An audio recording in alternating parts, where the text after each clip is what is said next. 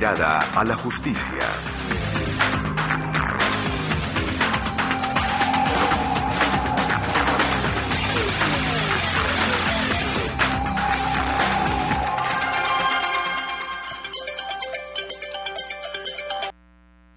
Hola, ¿qué tal? Bienvenidos a su programa Una mirada a la justicia para conocer la ley y vivir en sintonía. Les recordamos que estamos con ustedes todos los martes y jueves de 2 a 3 de la tarde, trabajando temas de derecho, de actualidad y básicamente buscando que todos ustedes tengan una buena educación en temas jurídicos en un lenguaje sencillo, con abogados y profesionales especializados quienes solidariamente brindan un poco de su conocimiento y desean transmitirlo para que ustedes sean partícipes activos también en la sociedad de posibles asesorías, consultorías o incluso representaciones jurídicas, porque en todos los procesos no es requisito ser abogado o contratar abogado para llevar a cabo un proceso o un procedimiento.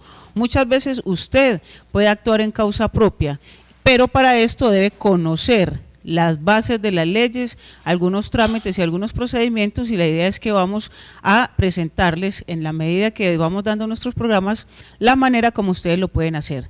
En la tarde de hoy nos acompaña la doctora Paula Andrea Carvajal Hincapié. Recuerden que ella es abogada especializada en Derecho Laboral y la Seguridad Social, y le damos un cordial saludo. Doctora Paula, muy buena tarde. Muy buenas tardes a la doctora Joana, que vuelve y me hace la invitación de participar en su programa, a la institución Una Mirada a la Justicia y a todos los televidentes que de una manera fiel nos están viendo todos los martes y todos los jueves y se están capacitando en estos temas de derecho laboral y de la seguridad social, que son bien importantes a nivel no solamente profesional sino también personal, porque todos directa o indirectamente tenemos que ver con el tema de laboral y de la seguridad social, sea porque seamos trabajadores o bien porque seamos empleadores o simplemente porque tengamos capacidad de pago y tengamos que cotizar o queramos cotizar al sistema de seguridad social.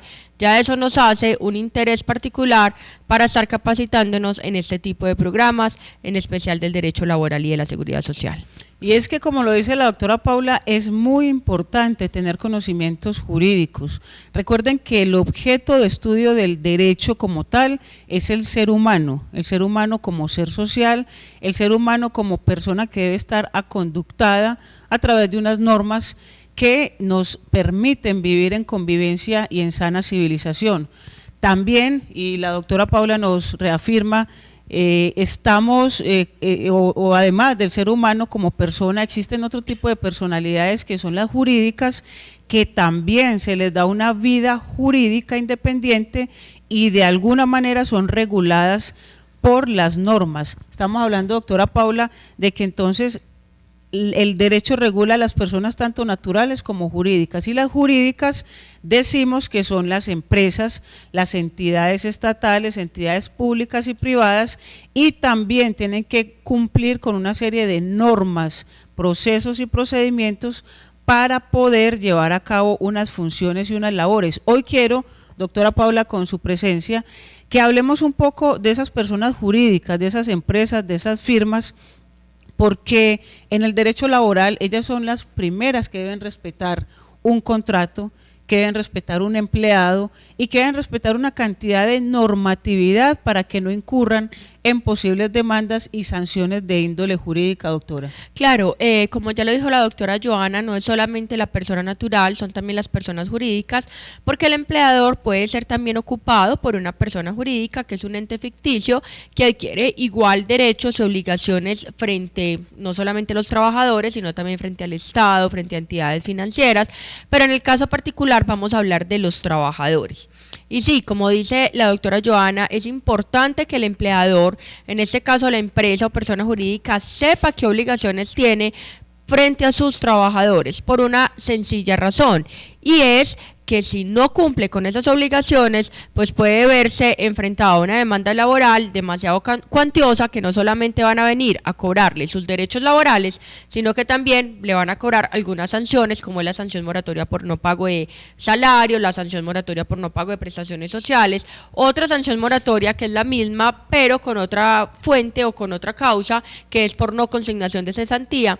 En fin, que un empleador incumpla las normas laborales puede verse en una cantidad de sanciones económicas, y no solamente sanciones económicas a favor del trabajador, sino que también el artículo 485 y 486 del Código Sustantivo del Trabajo manifiestan que si el empleador incumple con las políticas y normas laborales del Código Sustantivo del Trabajo, el Ministerio del Trabajo los puede sancionar de 1 a 5.000 salarios mínimos. Entonces no solamente están enfrentados ante la demanda laboral que está presentando el trabajador para reclamar sus derechos, sino que también, si entre demanda y demanda el inspector de trabajo quiere ir a hacer una auditoría oficiosa a la empresa y percibe que hay incumplimiento de las normas laborales, puede hacerle una sanción a favor del SENA.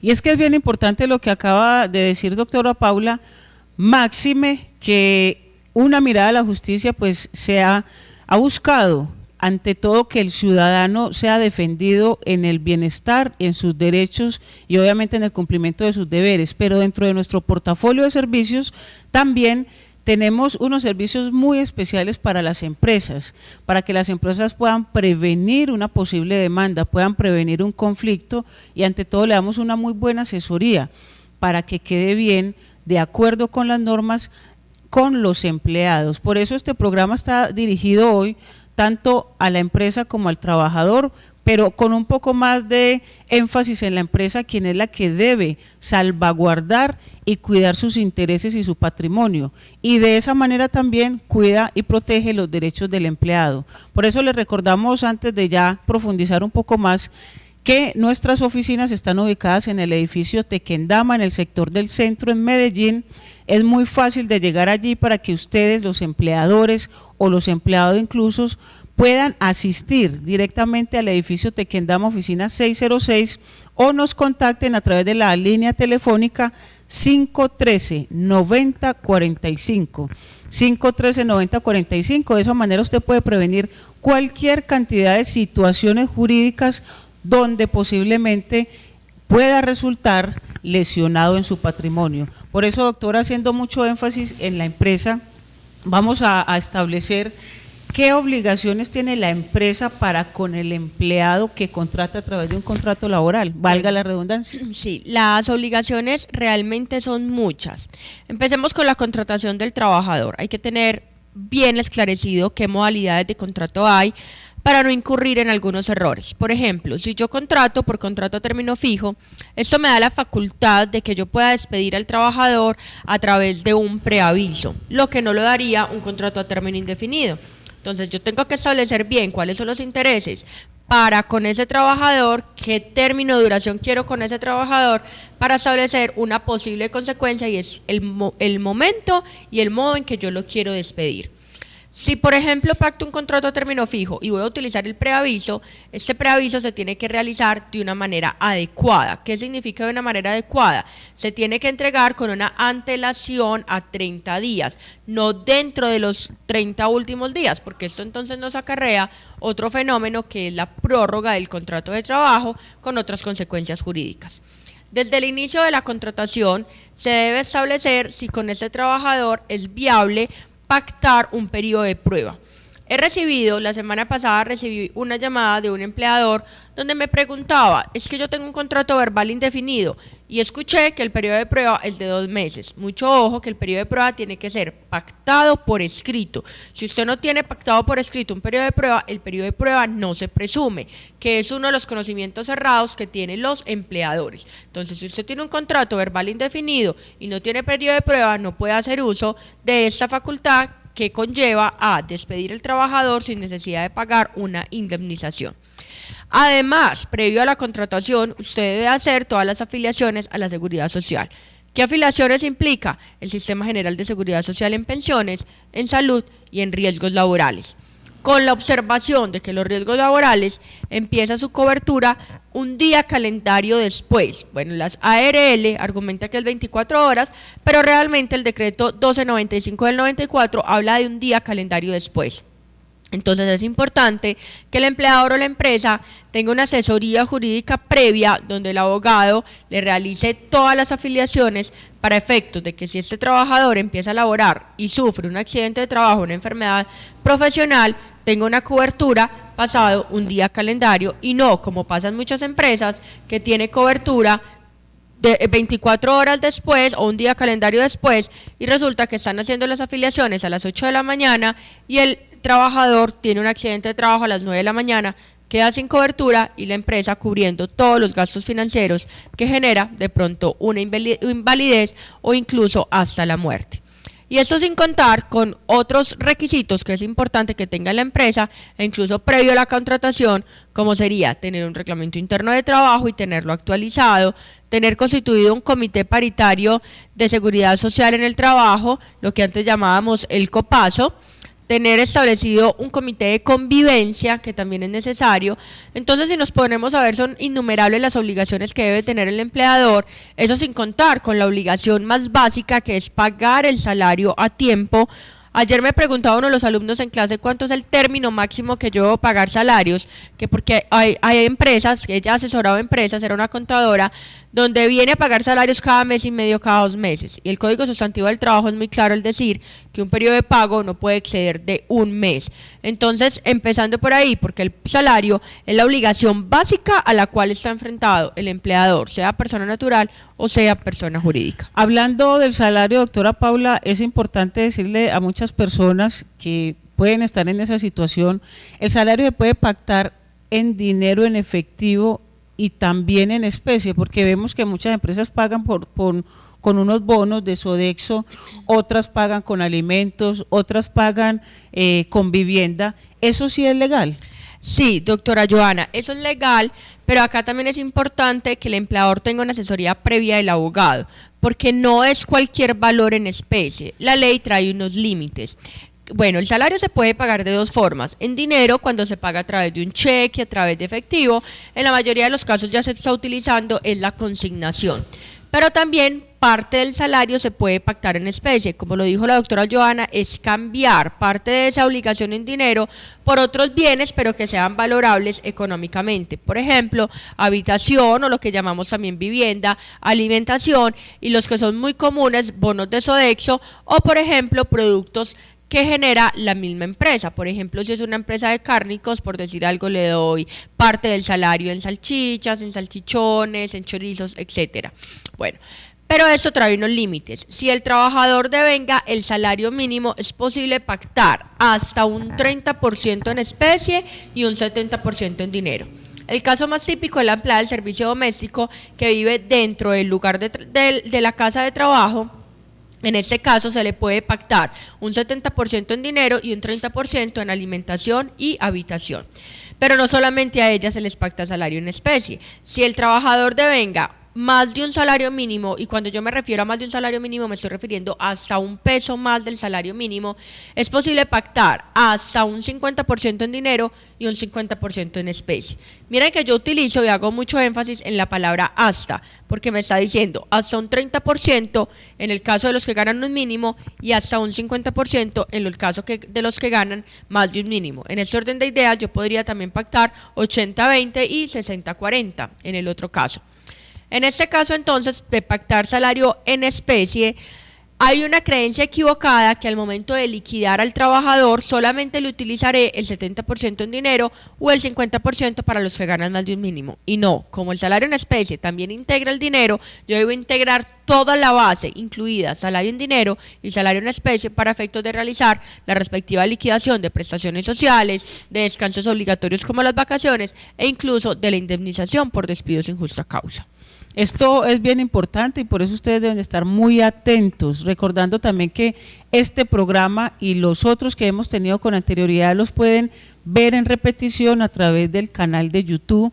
Buscan Una Mirada a la Justicia y con su tiempo, en su momento, invitando a las personas que también crean que les interesa, pueden mirar cada una de las repeticiones de estos programas que sabemos que son muy prácticos, académicos, pero que aportan mucho para la situación y las actividades que todos los días nosotros como ciudadanos podemos realizar. Ya tocamos el tema del salario, doctora Paula, pero es importante también que miremos el tema de la jornada laboral. No lo vamos a ver, como lo dijimos desde el inicio, respecto al empleado, sino respecto a la empresa. La empresa tiene la facultad de cambiar la jornada laboral, debe trabajar solamente la jornada que se establece de 8 horas o puede aumentar esta jornada, y si la aumenta debe ser con autorización? Muy buena la pregunta, doctora Joana, porque la jornada de trabajo el empleador puede utilizar jornada máxima legal, que es la que estamos acostumbrados, es 8 horas diarias y o 48 semanales. ¿Por qué digo la palabra y o? Porque la ley 789 del 2002 permite ampliar las horas diarias, por ejemplo, trabajar 10 horas diarias, pero que en la semana no me excedan de 48 horas. En este caso es lo que llamamos flexibilización laboral. Y es permitir que las 48 horas se desarrollen de lunes a viernes, teniendo libre el día sábado y el día domingo. También la doctora Joana hace la pregunta: ¿es posible trabajar más de la jornada máxima legal? Y la respuesta es sí, y es lo que llamamos el trabajo suplementario, o también llamado horas extras. Sin embargo, para que esto sea válido, se debe cumplir unos limitantes establecidos en la ley, y es que el trabajador no puede elaborar más de 2 horas diarias y 12 horas extras semanales, y para que la empresa le sea válidamente trabajar este trabajo suplementario, valga la redundancia, es necesario que tramite un permiso ante el inspector de trabajo. Este permiso, si la empresa no lo tiene y labora trabajo suplementario, no basta, como muchas empresas que dicen: no, yo para qué voy a sacar el permiso de trabajo suplementario si de todas maneras yo estoy cumpliendo con el pago. Es que no basta cumplir con el pago, debe o tiene obligatoriamente que sacar el permiso, porque de lo contrario se someterá a sanciones ante el inspector de trabajo, que en este momento está imponiendo sanciones entre 1 y 17 salarios mínimos por falta de permiso de horas extras. Este permiso es un requisito que es bien complicado de sacar, pues se puede hacer sin intervención del abogado, pero realmente se sugiere que se realice a través de abogado, porque necesita varias declaraciones, como por ejemplo si existe o no sindicato dentro de la empresa, por ejemplo si hay convención colectiva, si hay pacto colectivo, o si por el contrario hay ausencia de estos trámites colectivos del derecho. También es necesario colocar la constitución del Comité de Salud del Trabajo en el trabajador. También es necesario anexar la constitución del Comité de Convivencia Laboral. También es necesario hacer una clasificación de todos los cargos a los que yo les estoy solicitando el trámite de las horas extras. También es necesario una certificación de la ARL, donde me certifique cargos y qué actividades económicas se necesitan para elaborar horas extras, porque puede que en una sola empresa no se necesite el permiso de horas extras para todo el personal. Puede que el personal administrativo tenga una jornada especial de 8:40, pero los operarios, caso por ejemplo del Éxito, donde vemos que todos los operarios están haciendo turnos y cumplen horas extras. En este caso sí se necesitaría el permiso únicamente para un sector, que es la parte operaria. Entonces la doctora Joana me hace la pregunta: ¿es necesario algún trámite especial? Y la respuesta es sí, un permiso, porque lo dice el artículo 162, y si la empresa pone a laborar horas extras y no tiene este permiso, puede ser sancionado. Otra de las preguntas que me hace la doctora Joana, que no quiero pasar por alto la respuesta, es: ¿un empleador puede voluntaria e incluso no arbitraria, sino unilateralmente hacer el cambio de la jornada de trabajo a sus trabajadores?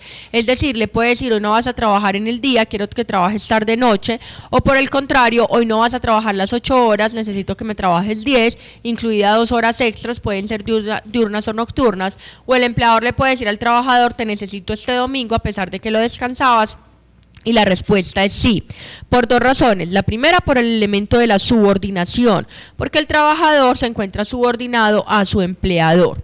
Y la segunda razón es por el elemento del ius variandi. ¿Qué es el ius variandi? Es la facultad que tiene el empleador o la empresa de variar ciertas condiciones accesorias al contrato de trabajo. Y entre estas condiciones está la jornada de trabajo, que implica cambiar la jornada máxima legal o cambiar el trabajo suplementario, es decir, extender la jornada máxima legal y trabajar horas extras, o incluso poner al trabajador a elaborar días de descanso obligatorio, como sería el domingo y el lunes festivo. Y eso no quiere decir que el contrato de trabajo varíe de manera continua, puede ser eventualmente. Puede ser eventualmente, porque se están adaptando a las situaciones económicas particulares de la empresa, como por ejemplo acta productividad, por ejemplo si es una empresa de turismo en junio y julio y diciembre y enero, por ejemplo. Nuestra organización tuvo conocimiento de una persona que pretendió establecer una jornada de trabajo de 24 horas, más o menos para que los televidentes tengan un modelo de lo que pasó, es que una cadena radial o cualquier tipo de empresa de telecomunicaciones generalmente debe tener una persona 24 horas cuidando los radares o los equipos de transmisión. Para cuidar un equipo de transmisión tenían solamente una persona. Esa persona obviamente debía prestar su servicio casi que las 24 horas al día. Obvio, no era que estuviera parado ahí, pero en realidad era estar mirando, dormir y estar pendiente. Si lo llamaban telefónicamente, tenía que comparecer y estar en el radar.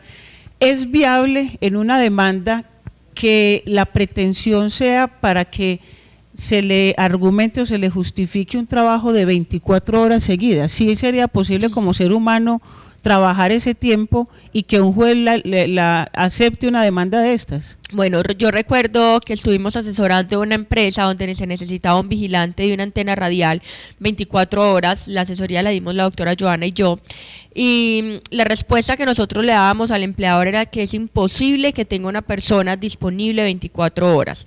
En este caso no quiere decir que se exima de pagar el salario por las 24 horas, él podría demandar para que ese salario se pague por las 24 horas. Pero la ley obliga que el trabajador tenga, valga la redundancia, obligatoriamente 3 descansos. Los descansos son por jornal, que significa que entre la jornada de las 8 horas yo debo descansar en 2 periodos, sea 1 hora o 2 horas, que es lo que normalmente conocemos en una jornada diurna como la hora del almuerzo. Adicionalmente, se debe descansar entre jornada y jornada, o sea, yo no puedo laborar las 24 horas, sino que debo de tener un descanso mínimo de 12 horas entre una jornada y la otra jornada. El otro descanso obligatorio son los domingos o un día de descanso semanal, porque la ley 789 permitió que el domingo lo cambiara por otro día de descanso diferente a la semana y ese día pasará a ser el día de descanso obligatorio y el domingo un día de descanso ordinario. Y el tercer tipo de descanso son las vacaciones que se dan de manera anualizada, 15 días cada año laborado. Entonces, necesariamente, si la antena o muchas de las actividades que necesitan una supervisión 24 horas, es necesario que la empresa contrate mínimo 2 personas para hacer rotación de turnos, porque la ley no me permite que una jornada se extienda a más de 10 horas diarias. Eso es bien importante y a todos ustedes les recordamos nuestra línea telefónica para que se comuniquen en estos momentos, si lo desean, al teléfono 513-9045. Pidan su cita, busquen una buena asesoría, ya sea porque representa una empresa o ya sea porque representa o se representa como empleado. Recuerden también que nuestra organización abarca todas las áreas del derecho. Tenemos el área de derecho de familia, derecho penal, civil, comercial, laboral, seguridad social y abogados especializados en todas las áreas que están esperando que usted simplemente levante su teléfono, llame, pida la cita y completamente gratis se le dé una asesoría. Vamos a ir a unos cortos comerciales aquí en Una Mirada a la Justicia y ya regresamos. Comienza Espacio Publicitario. CNC Medellín. Si pensamos que se ha ido la esperanza y si todo se derrumba a nuestros pies, no estamos solos. Siempre hay más para perder. Es tiempo de parar. Busca ayuda. No estamos solos. Fundación La Luz. Centro Nacional para el Tratamiento y Prevención de las Adicciones. En el Centro Comercial Estación IKEA encontrarás tiendas de ropa, accesorios, juguetes, tecnología, agencias de viajes, restaurantes, papelería, institutos de educación, concesionarios de motocicletas y más.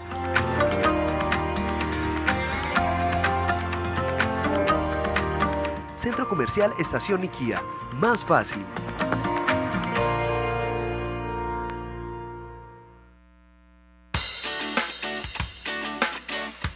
Ya no hay razón para que tengas tus dientes torcidos. Inicia tu tratamiento de ortodoncia ya en Odontoclave Bello, con tan solo 50,000 pesitos. Además te regala la consulta con cuota fija mensual. Te obsequia las radiografías sin cuota inicial. Estamos ubicados en el Centro Comercial Estación Niquía, en el local 401.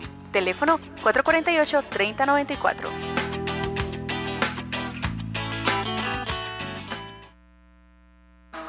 ¿Estás pensando en asesorías contables? Con el contador Diego Luis Cortés puedes hacerlo. Llámalo al celular 312-295-5967 o escríbele al correo diegolu56@yahoo.es.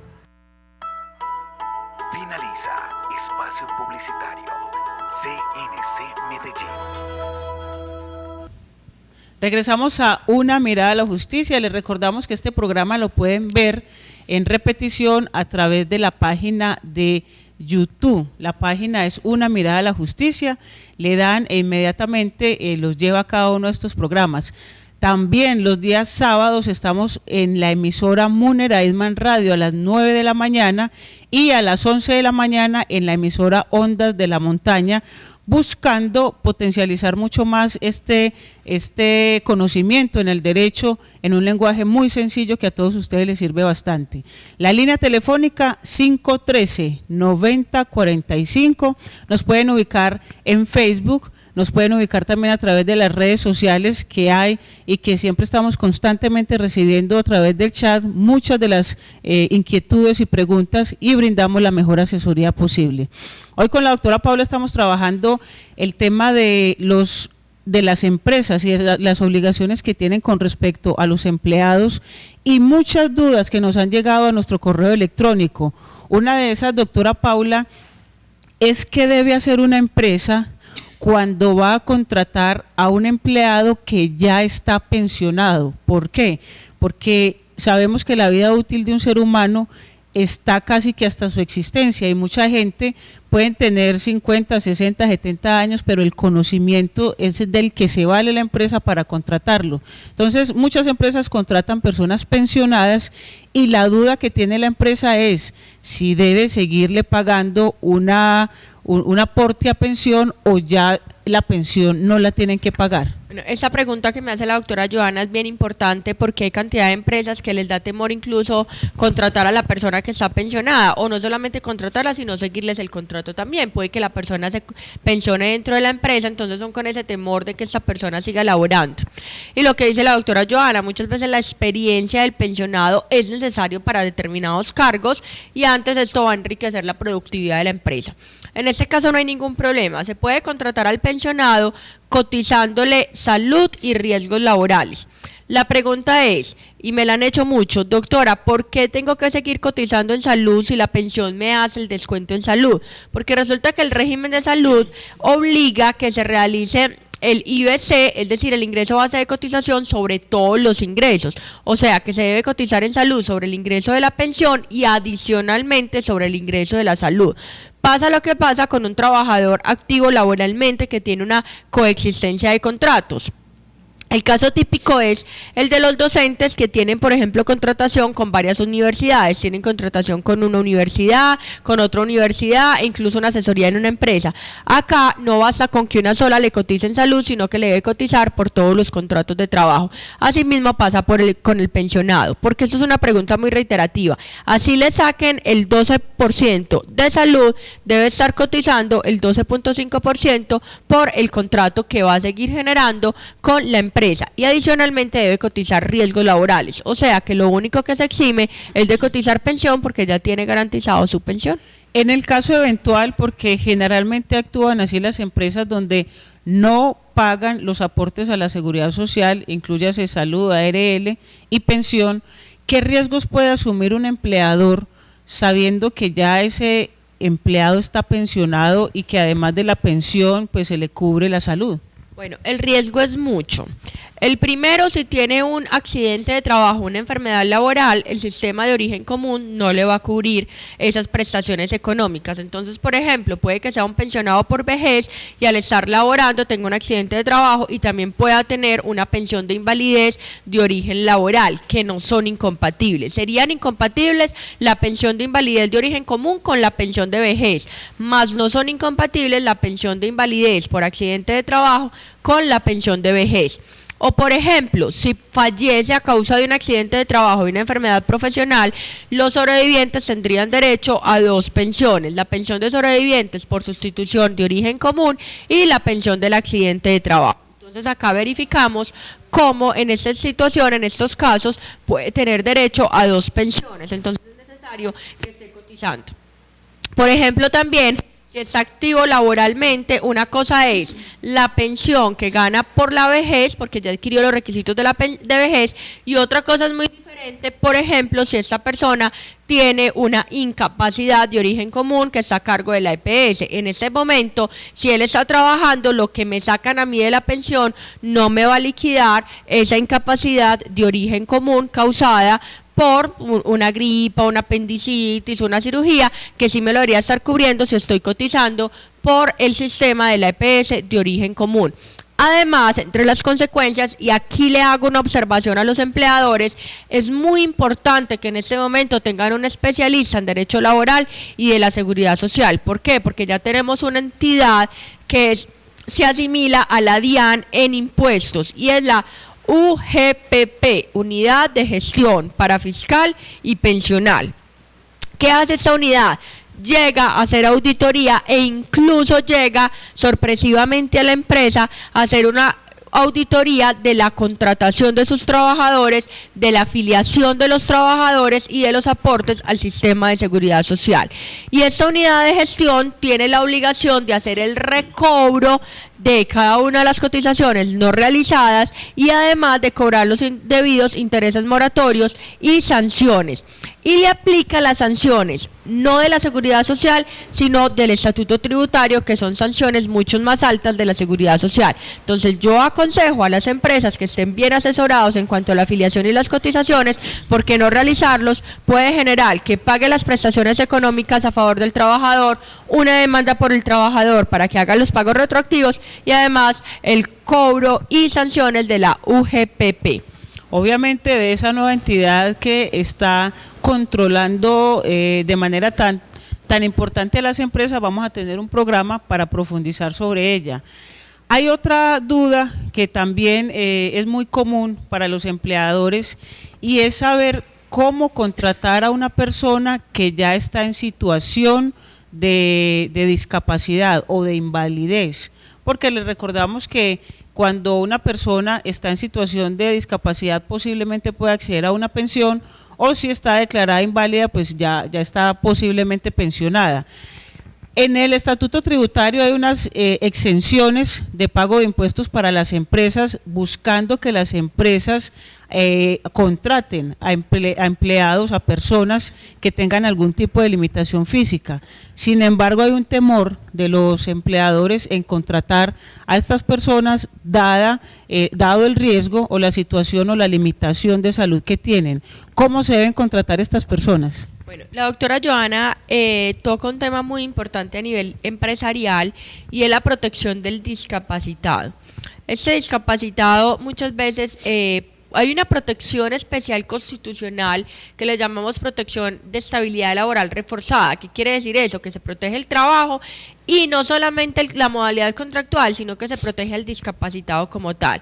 Y en este caso, si la persona tiene una incapacidad superior a 180 días o una pérdida de la capacidad laboral superior al 15% o simplemente tiene recomendaciones y restricciones médicas, una vez sea contratado el discapacitado no se podría despedir en razón de su discapacidad. Para despedirlo se necesitaría, y lo dice el artículo 26 de la Ley 361 del 97, autorización del inspector de trabajo. Y en la práctica el inspector de trabajo está siendo muy rígido en dar estas autorizaciones. Casi que yo podría presumir que de 100 autorizaciones presentadas, solamente autorizará una y en situaciones muy extremas. Entonces, empresa que contrate al discapacitado está casi que obligado a tenerlo en la empresa reubicado mientras dure la discapacidad. Entonces, muchas veces se convierte tanta protección, a la cual estoy de acuerdo obviamente por ser laboralista y constitucionalista, pero muchas veces las empresas ven desfavorable esta protección hacia el trabajador con el argumento de que están amarrados a un trabajador que muchas veces o no da la talla o precisamente por tener esta discapacidad abusan y van a la empresa a no hacer nada, a incumplir horarios de trabajo, a no tratar bien los clientes y la empresa sin poderlos despedir. Frente a eso, obviamente mucho empleado tiene el temor de contratar. No hay ninguna salida jurídica o incluso sabiendo que hay personas de nacimiento con limitaciones físicas que desean estar en la actividad laboral. ¿Hay algún tipo de clausulado o de normatividad que proteja al empleador para cuando desee despedir a esta persona lo puede hacer o no la hay? Bueno, yo diría que de todas maneras no permitirles el trabajador y el acceso a garantizarse un salario, diría que es una conducta demasiado, digamos, arbitraria, y considero que el empleador sí los puede trabajar cuando la discapacidad es adquirida previa a esa contratación y simplemente en el examen médico de ingreso se colocará que esa discapacidad fue adquirida antes y que por lo tanto lo que está garantizando es esa modalidad contractual, sea un contrato a término fijo, sea un contrato a término indefinido. El problema está en que si esta persona se agrava dentro del contrato de trabajo, ahí sí debe el empleador asumir esa discapacidad. Y también otro de los tipos de problema es las sentencias de la Corte Constitucional y de los jueces de tutela que están siendo tan garantistas. Entonces, uno como abogado que le dice a la empresa, obviamente contrátelo, démosle la oportunidad laboral, démosle la oportunidad de adquirir un salario, pero eso muchas veces se convierte en una doble cara de la moneda para el empleador o para la empresa, por cuanto posteriormente cuando ya lo quieren despedir no lo pueden hacer. Sin embargo, vuelvo y reitero, esto no se puede convertir en la conducta para evitar contratar a discapacitados. Yo diría que con el examen médico de egreso se deje la prueba de que él tenía una discapacidad y que antes la empresa está abriendo las puertas para que laboren y en este caso pues se dejaría esa prueba en el contrato de trabajo para posteriormente demostrar que no se está despidiendo por esa discapacidad que ha sido adquirida dentro del desarrollo de la modalidad contractual. Vamos a mirar ahora desde el punto de vista del empleado pensionado por invalidez. Es bueno que ese empleado que ya adquirió su pensión por invalidez continúe trabajando. ¿Es posible que si continúa laborando le quiten esa pensión de invalidez? Bueno, esto no está establecido en ninguna norma. Por regla general, yo podría establecer que un pensionado por invalidez sí puede ingresar a la vida laboral activa. Sin embargo, yo no lo recomiendo. ¿Por qué? Por una situación, porque la pensión de invalidez no es vitalicia. La ley 100 de 1993 manifiesta que la pensión de invalidez puede ser revisada cada 3 años, o sea, yo puedo llamar cada 3 años a este trabajador para revisarle su invalidez y si ha disminuido, yo podría quitarle la pensión. Pues cuando yo hablo, no yo, sino el Sistema General de Seguridad Social, podría llamar al inválido, revisarlo y si él disminuye en su invalidez, el sistema podría suspenderle o quitarle la pensión de invalidez. Entonces, ¿yo qué digo? O esta es mi conclusión, si la persona es pensionada por invalidez o usted televidente es pensionado por invalidez, está buscando trabajo y nuevamente se afilia al sistema de seguridad social, eso es alertarle al fondo de pensiones que usted sí está nuevamente laborando y que sí tiene capacidad para realizarlo. Aquí lo pueden llamar a calificarlo nuevamente, verificar que usted ha disminuido su invalidez y quitarle la pensión. Entonces vuelvo y repito para que no haya confusiones de lo que yo estoy exponiendo. No quiere decir que la ley lo prohíba, sí puede estar laborando, pero puede ser una alerta para que el sistema lo llame nuevamente a calificarlo y le quite la pensión de invalidez o se la suspende. Y de esa manera tendría que esperarse a la pensión de vejez. Tendría que esperarse a la pensión de invalidez otros 3 años para nuevamente hacerse calificar y verificar si le ha subido este porcentaje. Eso es muy importante que lo tengan en cuenta. Les recordamos la línea telefónica para que se comunique, 513-9045. Estamos ubicados en el edificio Tequendama, oficina 606. El edificio Tequendama queda en el sector del centro, dentro del centro comercial Astoria. Ahí como punto de referencia encontramos también la notaría 15, suben a la oficina 606 y buscan asesoría de uno de los profesionales del derecho que siempre están prestos para satisfacer de la mejor manera cada una de sus inquietudes.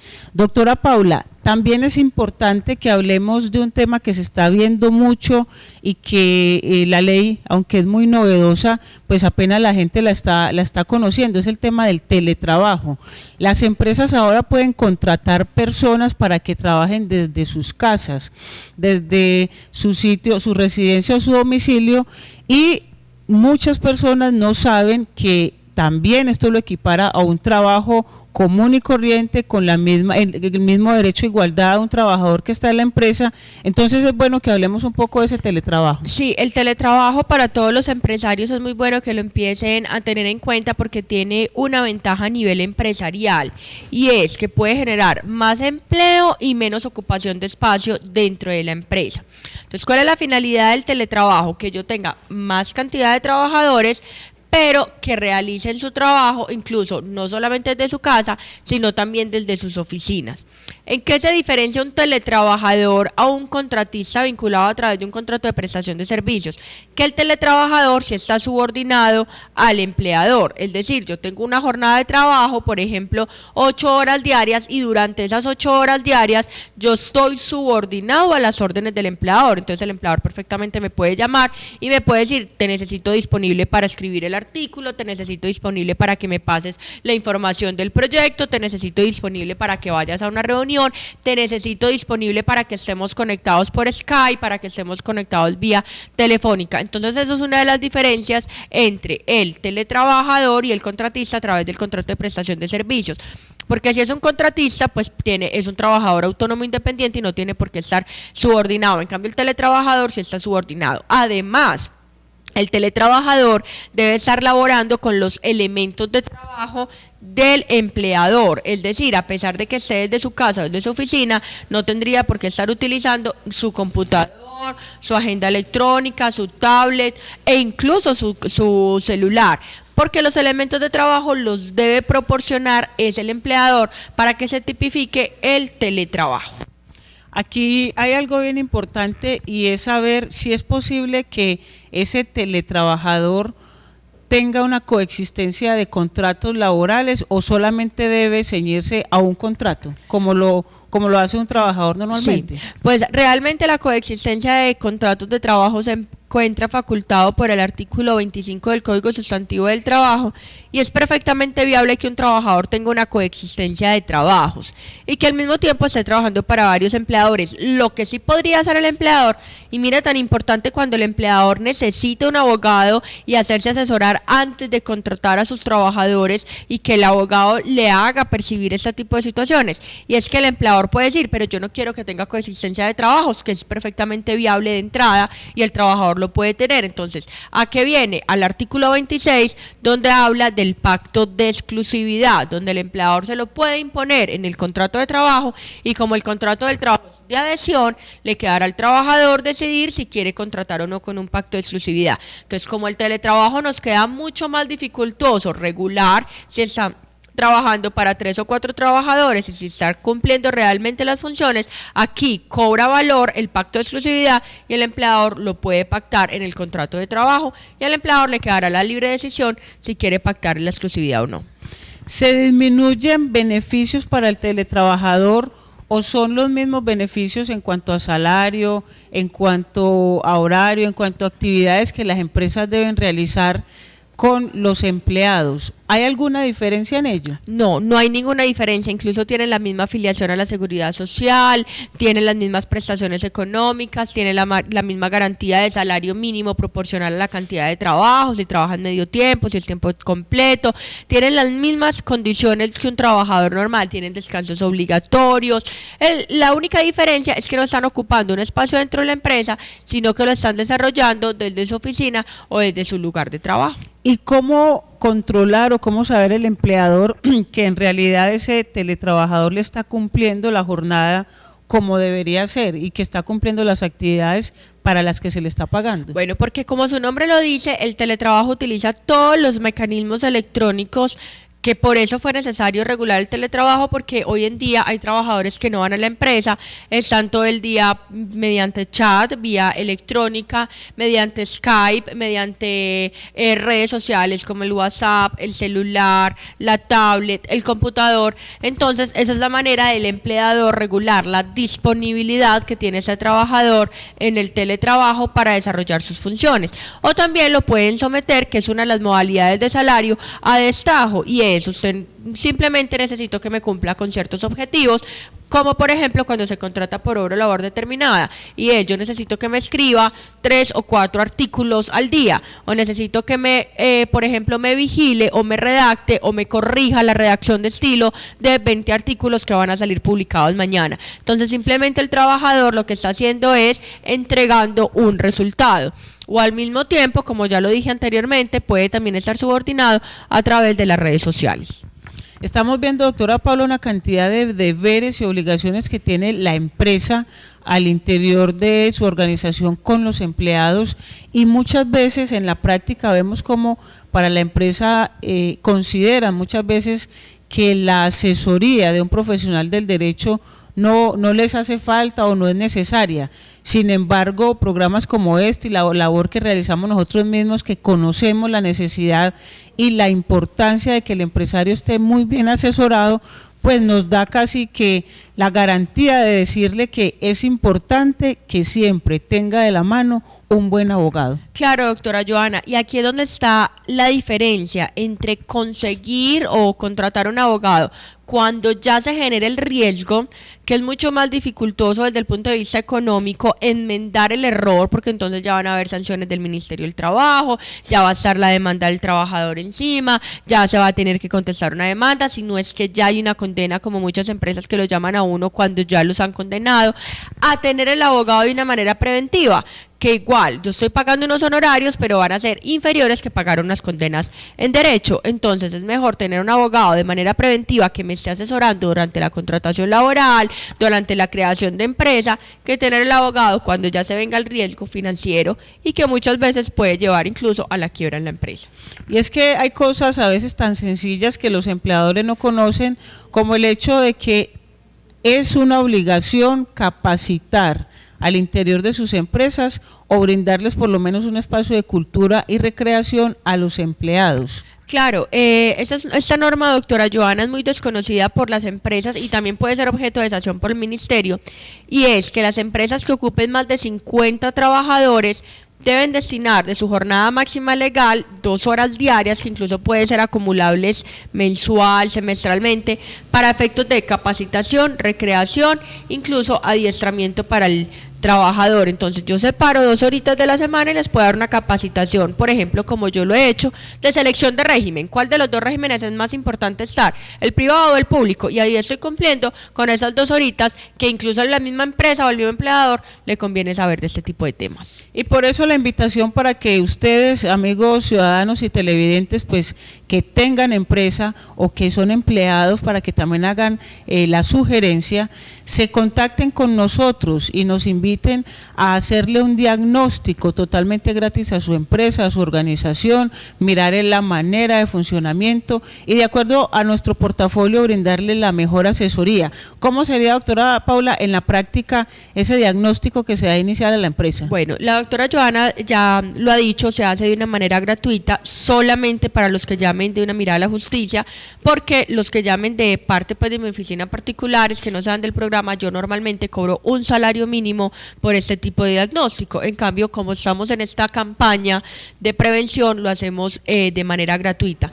Se va a las empresas con un formato y se empieza a mirar si tiene reglamento interno, se le hace un diagnóstico de sus contratos de trabajo, de cómo están manejando el preaviso, de cómo están manejando el periodo de prueba, si laboran horas extras, si tiene el permiso para trabajar trabajo suplementario, calendario, cómo están registrando las vacaciones, cómo están dando las vacaciones, cómo están pagando las vacaciones, si están consignando o no el valor de la cesantía. Entonces todo este diagnóstico se hace y a partir de ahí se les presenta un portafolio para que tengan su empresa no solamente organizada, sino de una manera preventiva, eviten el riesgo. Y que no lo tomen como un gasto, esto es una inversión que le puede proteger su patrimonio, que le puede proteger también sus empleados, porque eventualmente un empleado que allegue una demanda, siempre estas son muy cuantiosas, o incluso también está previniendo la posibilidad de entrar a pagar indemnizaciones muy altas de las que se han generado, doctora Paula. Claro, entonces ahí es donde venimos, que es mejor tener el abogado de una manera preventiva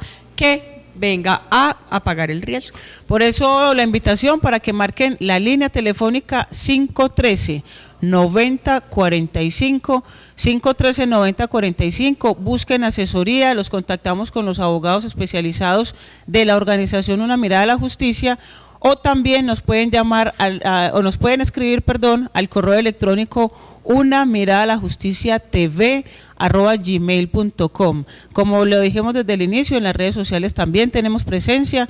Próximamente estaremos con nuestra página de internet, pero es bien importante que sepan que estos programas lo pueden ver a través del YouTube en repetición, que es bueno que los compartan, que sirven como parte académica, pero también muy importante como práctica y como tenerlo en cuenta para los acontecimientos que todos los días nos suceden. Les recordamos también que el próximo sábado estaremos en el programa de Munera Edman de 9 a 10 de la mañana y en Ondas de la Montaña de 11 a 12 del día. Doctora Paula, le agradecemos mucho la participación en la tarde de hoy. Esperamos contar con usted nuevamente con un tema tan interesante como es el del derecho laboral. Sí, claro, y a todos los televidentes también los esperamos en estos programas de capacitación. Muchas veces solo con escucharnos se resuelven una cantidad de incógnitas y de preguntas, y le agradezco nuevamente a la doctora Johanna por la invitación que me hace de participar en su programa. Recuerden entonces la línea telefónica 513-9045. A todos ustedes muchísimas gracias por estar atentos en cada una de las pantallas de sus televisores. Esperamos que cuenten con nosotros cuando tengan eventualmente un conflicto. Muchas gracias, que tengan un feliz fin de semana y hasta pronto.